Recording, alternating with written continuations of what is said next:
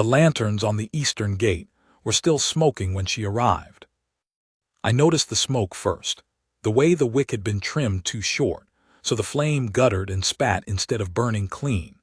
I was sitting in the high seat above the proving ground, looking down at the Colosseum floor from behind the iron rail, and I was watching the smoke because it gave me something to watch that was not the face of the arena master, who had been speaking for 9 minutes about procedural alignment, and was about to speak for 9 more. The autumn moot was 3 hours old. 7 candidates had presented, 4 had been entered into the provisional pack rolls, 2 had declined to shift, and 1 had fainted in the second tier of warming stands and been carried to the infirmary. I had drunk 2 cups of cold tea and said very little. My name is Irevan. I am the Alpha King of Thornvest, and I have ruled this plateau for 11 years, and I have sat in the high seat above this granite Colosseum for 11 moot cycles, and in all of that time, I have found the pack proving to be a necessary and largely unremarkable institution. Wolves came from border villages and unaffiliated settlements and the long roads out of the lowland provinces, and they stood on cold granite and demonstrated their worth, and the arena master reviewed their sponsorship documentation, and they were entered or they were not, and the pack rolls grew, and the kingdom was stronger, and I signed the record at the close of each moot and walked back to the keep under the ridge lights and drank something warm and did not think about any of it until the next cycle. That was how every autumn moot had gone for 11 years. That year it went differently. She was the last candidate of the evening session. The gate steward called her name Kayla, no house name appended, no pack affiliation listed, and the lower tiers went quiet in the way that meant something had shifted in the room's attention. I looked up from the smoke. She walked through the eastern gate alone. That itself was unusual. Every candidate in 11 years of moots had entered with a sponsor beside them, a pack elder, a senior wolf, a council member who had vouched for their bloodline or their demonstrated competence in some territory or trade. The sponsor walked them to the center mark, stood at their shoulder through the shift demonstration, and presented the documentation. It was how the proving worked. It had worked that way for 3 generations. She had no one beside her. She walked to the center mark on her own, straight-backed, unhurried, as if the 200 wolves watching from the tiers were a detail she had already accounted for and set aside. She wore a traveler's coat, dark wool, and her boots were road-worn. Her hair was dark and pinned back simply. She stopped at the mark, placed her feet, and looked up. She looked up at me. Not at the arena master, who was the correct official to address. Not at the pack record keepers seated at the long table to her left. She looked at the high seat, at the iron rail, at the Alpha King of Thornvest who had been watching the lantern smoke, and she held that look for exactly 1 breath, composed, direct, unafraid, and then she looked forward. My wolf, who had been lying down in the back of my chest for the better part of 3 hours, lifted his head. I did not understand what that meant. I filed it away. The arena master rose from his chair at the official table and read from the moot register. Candidate, Kayla, no house, no pack affiliation, sponsoring elder. He stopped. He looked down at the register. He looked up again. There is no sponsoring elder listed. No, she said, there is not. Procedure requires. I know the procedure, she said. She said it without heat, without apology, without any of the nervous performance I was accustomed to watching from candidates at the center mark. She said it the way someone says a fact they have already made peace with. I had a sponsor. He took ill on the road 3 days ago and could not make the moot. I am here. I would like to be considered. The lower tiers began to murmur. The murmur had a shape to it, dismissal mostly, with a seam of curiosity at the edges. 200 wolves who had never heard her name deciding, in the space of 15 seconds, that they already knew everything worth knowing about her. The arena master looked up at the high seat. I was the Alpha King. The procedural matter required a ruling from the throne. I looked at her standing at the center mark, alone, with her road-worn boots and her straight spine and her total absence of performance, and I thought, let her have a demonstration bout. 1. The documentation question can be addressed afterward if it is worth addressing. One demonstration, I said, my voice carries in the Colosseum. The tears went quiet. Arena Master, enter it as provisional, proceed. The Arena Master did not argue. No one argues with me in the Colosseum. What followed was 12 minutes that I have thought about many times since. She was given a sparring partner from the senior roster, a large wolf named Brecht, experienced, fair, who would give a real test without any cruelty. I had requested Brecht specifically because I wanted to see what she could do against someone who would not let her win easily. Brecht knew the floor, knew his angles, was fast despite his size, and had a habit of pressing the shoulder early to test how a new wolf responded to contact. She responded to contact by not flinching. They shifted. She was a brown wolf, medium build, nothing that announced itself, and for the first 2 minutes she was on the defensive, absorbing Brecht's pressure, reading him, not wasting anything. I watched her not waste anything. She was doing something I recognized from the very best fighters I had trained in my own early years. She was cataloging. Every time Brecht pressed a shoulder, she filed it. Every time he angled left before a lunge, she filed it. She was building a map of him in real time, paying for it with ground and distance, and she was not afraid to pay. The tears were watching. At the 3rd minute she changed. Not dramatically, not a sudden burst that the crowd could point to and name. She simply began to use the map. Brecht pressed the left shoulder and she went with it instead of away, and for half a second he was extended and off his angle, and she used those half seconds, 3 of them in 90 seconds, to turn him twice and land once clean across the flank. Brecht huffed. Not pain, surprise. The lower tiers went quiet. By the 6th minute, Brecht was working harder than he had worked in a public demonstration in years. I could see it in his hind legs. He was compensating, resetting, spending energy he had not budgeted. She was economical and patient and absolutely without flair, and she was winning. At the 9th minute, the Arena Master rose. I knew what he was going to say before he said it. He was going to say that the demonstration period for unsponsored candidates was 9 minutes by Provision 5 of the Moot Code, and that the period had elapsed, and that without documentation, the provisional entry could not be formalized. He said exactly that. She shifted back. She straightened. She looked at the Arena Master across the Colosseum floor, and then she looked up at the high seat, and I saw clearly, from 20 feet above her, that she was not surprised. She had known about Provision 5.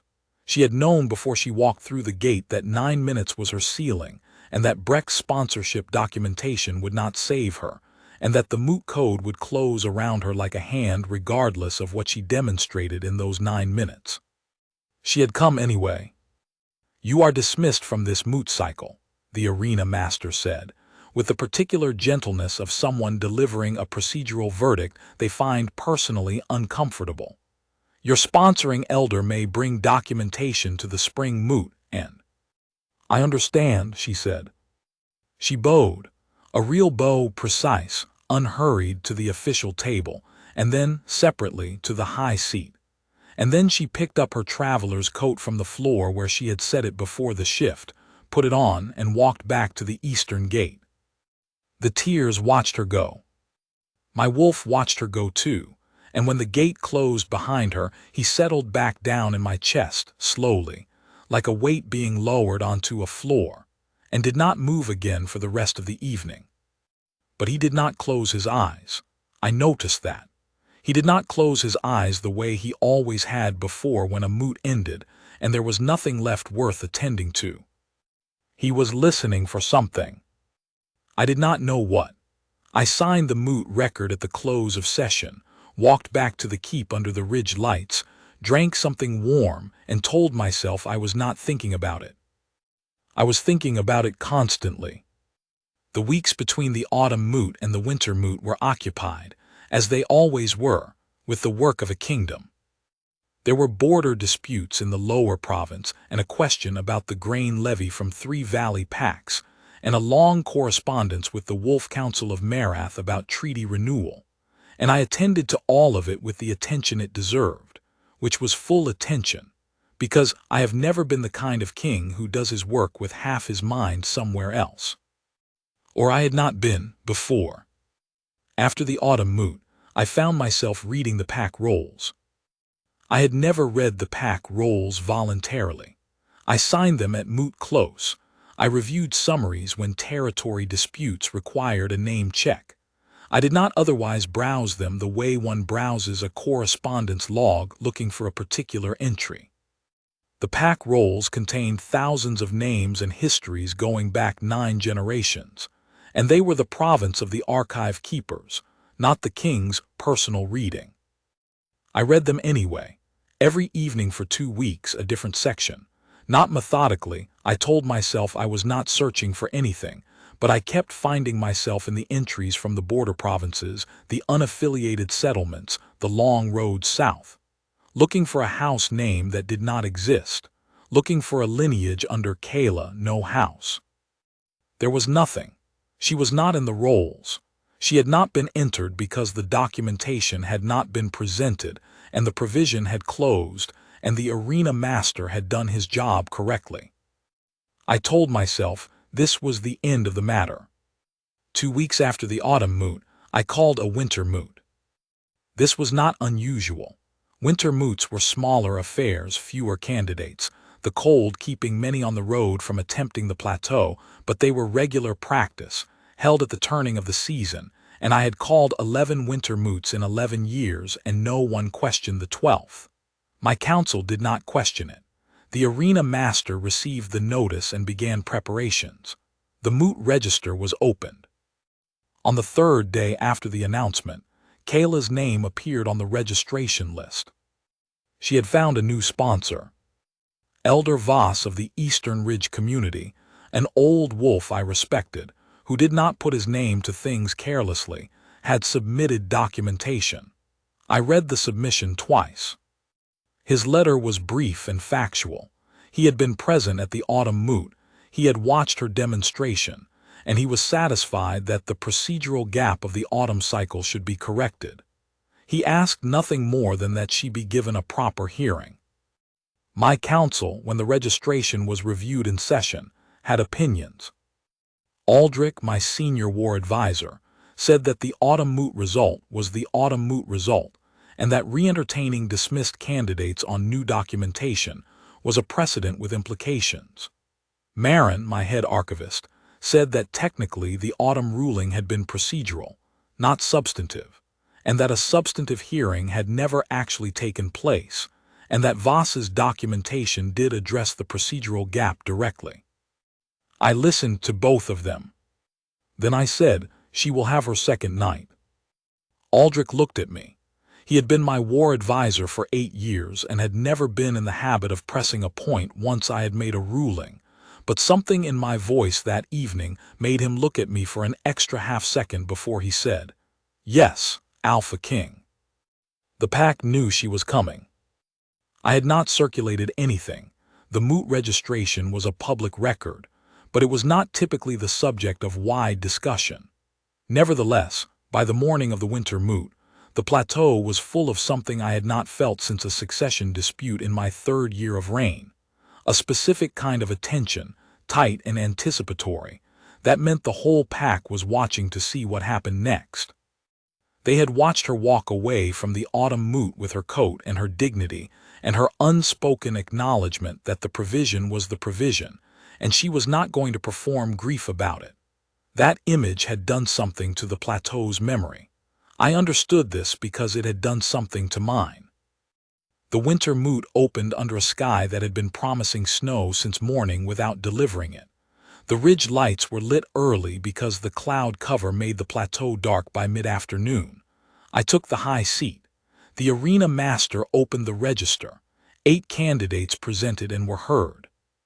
Kayla was the last candidate of the evening again. She walked through the eastern gate with Elder Voss at her left shoulder.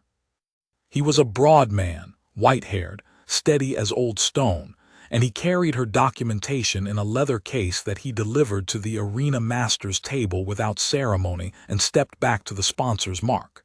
He had done what he came to do. The rest was hers. The tiers were full. I do not say this to suggest that the winter moot tiers were normally empty. They were not. The pack attended the moots reliably. But the winter moot tiers were normally populated by the wolves who had a candidate they knew, a community interest, a procedural stake. That evening, the tiers were full the way the Great Feast tiers were full. Every bench taken, every standing position along the upper rail occupied, the cold of the plateau air being generated back as warmth from several hundred bodies pressed together. They had all come to see her. She walked to the center mark, road-worn boots same as before, different coat heavier for the cold but the same straight spine, the same unhurried pace, the same absence of performance. She stopped at the mark, placed her feet. She looked up at the high seat. One breath, direct, composed. Then she looked forward. My wolf rose in my chest like a tide coming in. Not the lifting of his head, the whole of him, rising, attentive in a way I had not felt in 11 years of sitting in the seat. I pressed my palms flat on the iron rail and said nothing. The arena master reviewed the documentation.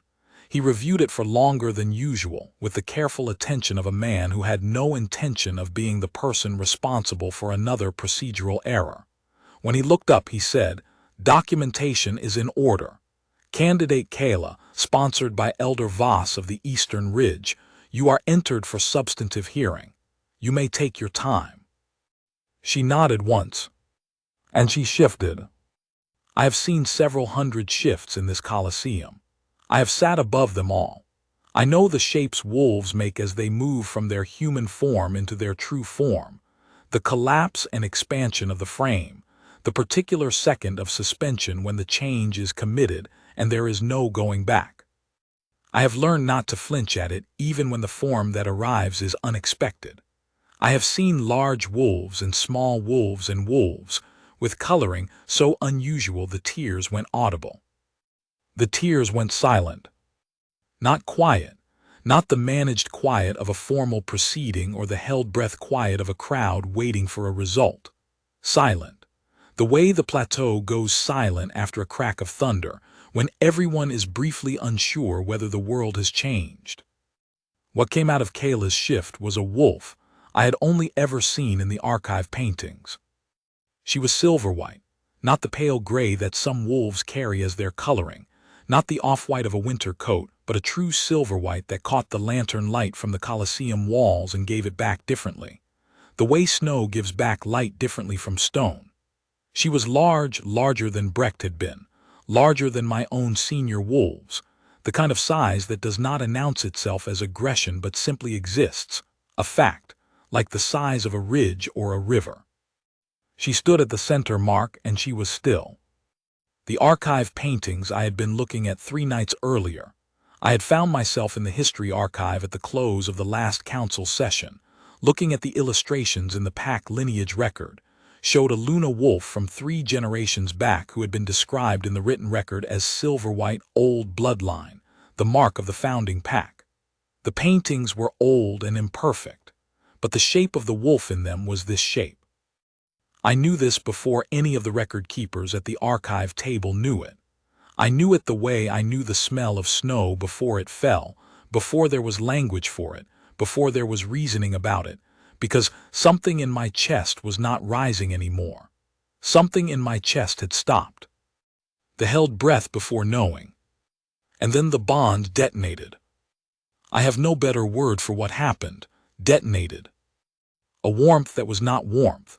That was specifically not heat, but something that had the structural property of heat in that it moved outward from a center point and changed the temperature of everything it touched, spread from the center of my sternum through my ribs and into my shoulders and down my arms, and I was standing before I understood that I was standing, both palms flat on the iron rail, leaning forward over the Colosseum floor 20 feet below me. The bond. 11 years of ruling Thornvest. 11 moots. 11 cycles of candidates and pack roll reviews and sponsored presentations, and I had sat in this seat every time, and my wolf had been present and correctly attentive, and had never, not once, done this. Had never risen like that. Had never gone still like that, and then detonated like that, and left me standing at the rail with my hands flat on the iron and my throat closing around something I did not know how to say.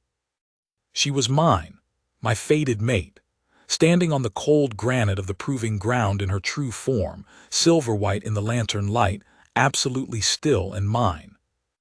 I was moving before I made a decision to move. The high seat stairs are to the left of the iron rail, a steep descent, stone steps, intended to be used at the close of session when the Alpha King descends for the formal signing. I do not use them during the proving. I had not used them during a moot proceeding in 11 years of reign. The arena master had told me once, early in my first year, that the protocol was for the Alpha to remain in the high seat until moot close, and I had agreed that this was correct protocol, and I had observed it correctly for 11 years. I observed it for approximately 30 seconds after the bomb detonated. Then I walked to the left of the iron rail and descended the steps.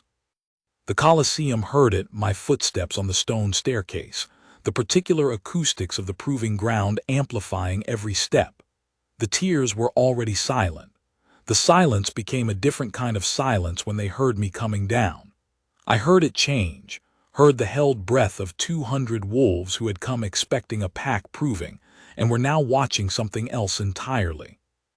The arena master rose from his chair when I reached the floor. He did not say anything. He simply rose and bowed and stepped aside from the center line. He understood what was happening.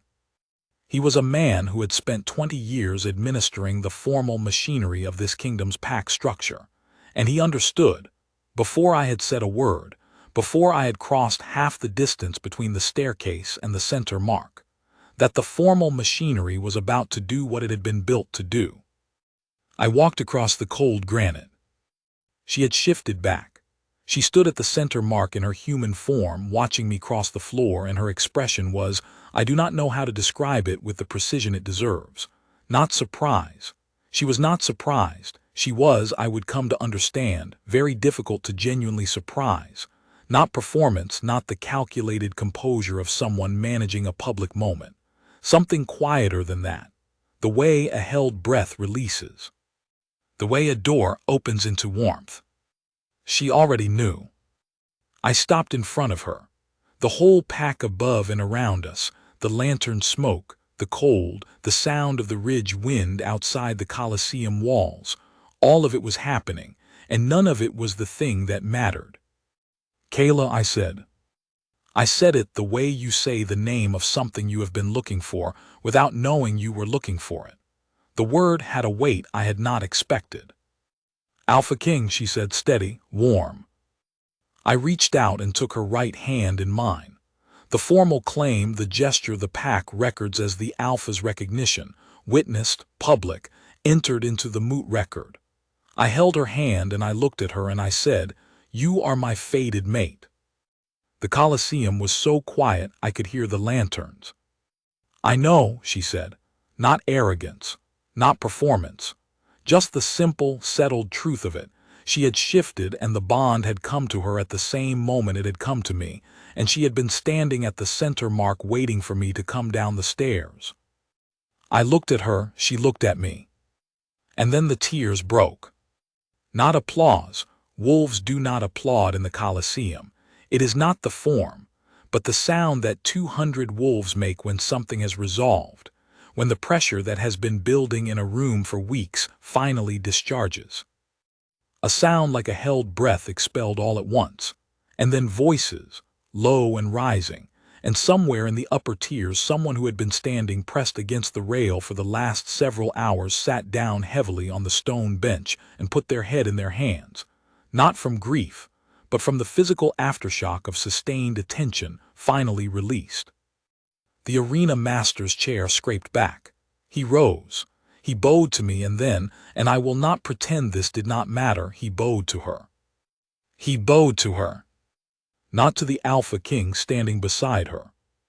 To her, specifically, Kayla of no house name, who had walked through his gate twice in the cold, and had shifted, and had been entirely who she was both times, and was still standing at the center mark with the same straight spine and the same road-worn boots, and the absolute absence of performance that had marked every moment she had spent in this Colosseum. He bowed, and then the senior wolves in the upper tiers rose, one by one and then together, and bowed. The pack scribe at the long table to our left opened the stone record, the official bound volume that contained every name entered into the Thornvast pack rolls in 9 generations, and dipped her pen. "Name," she said to Kayla formally, pen ready. "Kayla," she said, "Kayla of Thornvast." The scribe wrote it. Not no house, not no pack affiliation. Kayla of Thornvast entered into the permanent record under the Alpha King's recognition, under the bond that the proving ground had witnessed, under the silver-white wolf that the lantern light had shown to every wolf on every tier of the Colosseum. Entered and permanent and hers. I have been asked, in the years since, what I thought about in the weeks between the moots. I am an honest king, and so I give the honest answer, which is that I did not know what I was thinking about. I read the pack rolls looking for a name that was not there. I called a winter moot at a time when no particular emergency required one. I told my war advisor that a dismissed candidate would have a second night, in a tone that apparently did not invite discussion. I sat in the history archive at the close of council sessions and looked at paintings of wolves from 3 generations ago. I was thinking about a woman standing at a center mark, looking up at the high seat for exactly one breath. I was thinking about that one breath and what it had felt like to be looked at directly, without performance, without strategy, without anything except the plain acknowledgement that she knew I was there, and she was not afraid of that, and she did not require anything from me in that moment except the fair consideration I had the power to provide. I had been the Alpha King of Thornvast for 11 years. I had held the pack together through a succession dispute, and a drought and 3 border renegotiations, and a plague of timber wolves in the western ridge that had taken 2 seasons to resolve. I had sat in the high seat through 11 moot cycles and had never, not once, been looked at in exactly that way. She looked at me the way someone looks at a thing that is simply there, present, acknowledged, neither feared nor courted. The look you give to a mountain or a river or a ridge line. You see it, and it is real, and that is enough. No one had looked at me like that in 11 years of reign. Most people, when they looked at the high seat, were looking at the power and not the person. She looked at the person. My wolf had known immediately. I was slower. I am always slower than my wolf at things that matter. The winter moot closed late. The pack record was signed. Elder Voss shook my hand with the quiet satisfaction of a man who had done a small correct thing and asked nothing for it. The arena master oversaw the documentation with a precision that suggested he intended to be beyond reproach about every procedural detail from this point forward. The tears cleared slowly, the wolves lingering in the way they linger when something worth lingering about has happened, and no one is quite ready to go home and eat supper and pretend it was an ordinary evening. It was not an ordinary evening. Kayla and I walked out of the Colosseum together under the ridge lights. The cloud cover that had promised snow since morning finally delivered, just as we reached the upper gate, a few flakes, light, swirling in the lantern smoke. She looked up at it the way she had looked at the high seat, directly, without performance, with the same settled attention. "You came back," I said. "I had more to show," she said. It was not a boast. It was a fact, the same kind of fact as knowing the provision and coming anyway.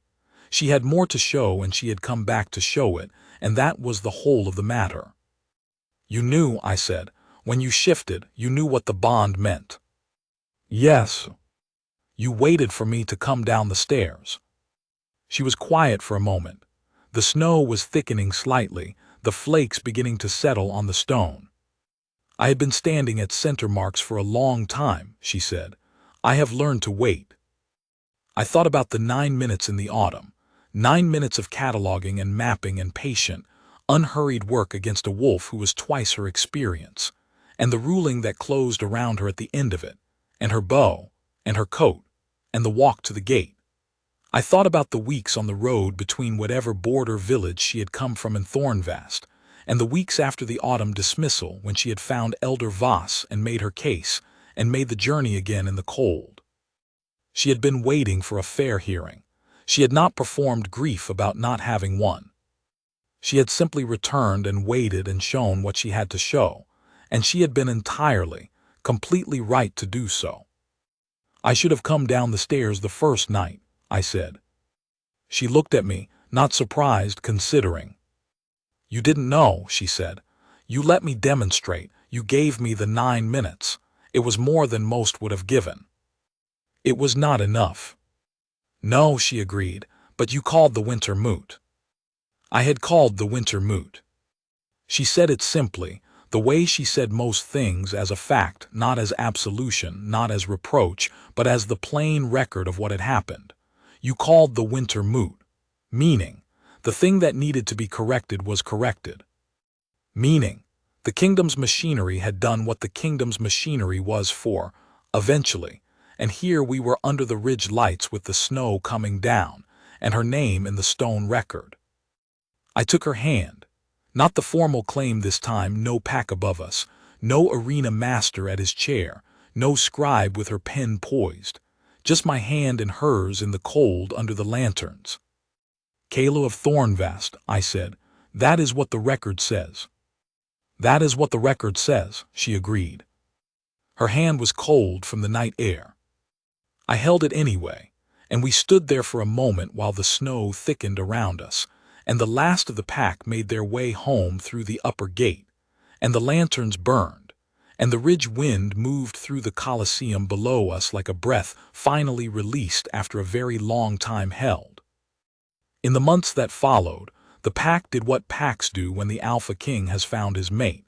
They adjusted, and they welcomed, and they found 10,000 small ways to make clear that the thing that had been missing from Thornvast was now present. The senior wolves who had watched from the tiers came to pay formal respects.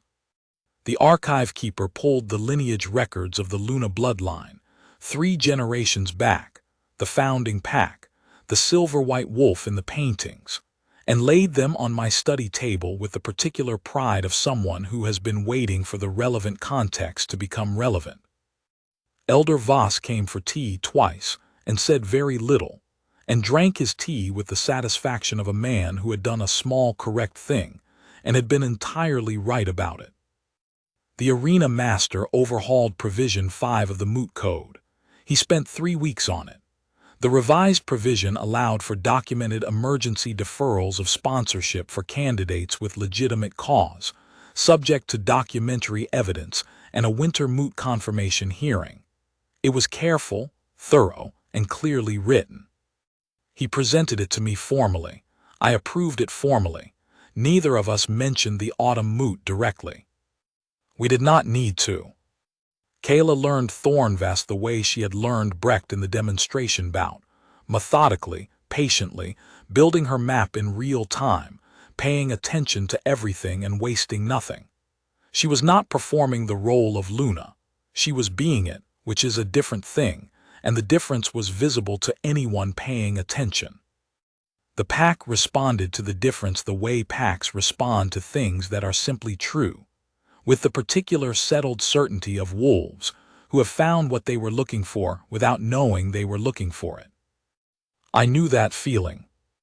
I had sat in the high seat for 11 years watching smoke from an incorrectly trimmed lantern wick, and I had not known what I was waiting for. And then a woman had walked through the eastern gate with no sponsor at her shoulder and looked up at the iron rail for one breath, and something in my chest had lifted its head. It had taken me, a winter moot, to do what I should have done in the first 9 minutes. She had never reproached me for it. She had always understood, I think, that some things need two nights. That the first attempt may be cut short by the wrong provision, or the wrong timing, or the limits of what the machinery can see. And that the right answer is not to perform grief about the machinery, but to return in the cold and show what you have to show, and wait. She had shown me what she had to show. And I had come down the stairs. The night we finalized her entry into the permanent record, not the moot night entry which was already made, but the formal registration of her name into the royal lineage record that the archive keeper maintained under a separate cover. The scribe read her entry back to us as was customary. Kayla of Thornvest, fated mate of Irevan, Alpha King. Her bloodline, 3 generations to the founding pack, the silver-white Luna, the old line. All of it correct, all of it permanent. The archive keeper looked up from the record when the reading was complete, and she had the expression she always had when she finished a significant entry. The expression of someone who has put a necessary thing in its rightful place after a long time of it being in the wrong one. "Welcome home," she said to Kayla. And Kayla, who had come through 2 gates in the cold, who had bowed to the arena master's provision and returned anyway, who had stood at the center mark and shifted into her true form without a word of theater, who had waited at the center mark for me to come down the stairs and had said I know when I finally did, looked at the archive keeper and said, "Thank you." Quietly, without performance. The same way she did everything that mattered. I stood beside her in the archive room with the lanterns burning and the ridge wind outside and the permanent record open on the table, and my wolf was still in my chest, not settled in the old way, not lying down with half an eye open, but still in the way of something that has arrived where it was going. Finished traveling. Present. 11 years of moots, 11 cycles of the proving ground. And then one woman who looked up at the high seat for one breath, and knew what she had come to show, and came back when the provision said she couldn't, and waited at the center mark with her road-worn boots and her straight spine, while the king of the plateau finally remembered how to descend his own stairs. The archive keeper closed the record. The lanterns burned. Kayla of Thornvest, in the stone and permanent, exactly where she had always belonged.